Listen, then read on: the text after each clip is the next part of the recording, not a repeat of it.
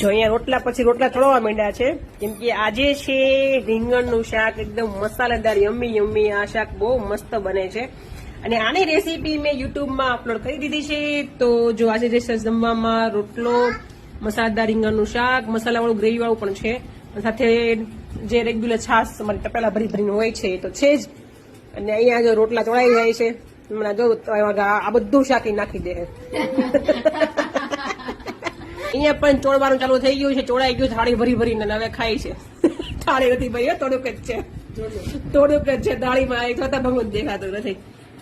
જો હું તમને કહેતી હતી ને અહીંયા નખાય શાક, જો જો જો મેં આ બધું લીધું ને ફોન એટલે શાક મૂકી દીધું મેં કે બધું શાક બજાર.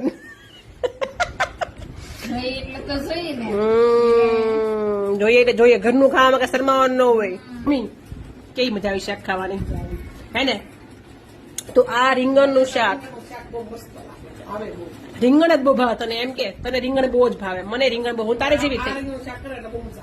હા, આ રીંગણનું શાક બહુ ફાઇન બને છે. આમાં ખબર નહીં વિડીયોમાં અલગ દેખાય છે, બાકી આ મસાલાદાર એટલું ટેસ્ટી લાગે ને, તમે એકવાર ટ્રાય કરજો. હાલો જો અહીંયા સુધી ભરેલું હતું ને, અહીંયા સુધીનું બધું ફિનિશ થઈ ગયું કેમ કે મારા બે ભાઈઓએ ખાઈ લીધું અને આ મેડમે લઈ લીધું છે, મમ્મીએ લઈ લીધું છે. હવે મારું શાક એટલું છે અને થોડું વધશે હું મૂકી દઈશ, પછી સાંજે ખાઈશ પાછી.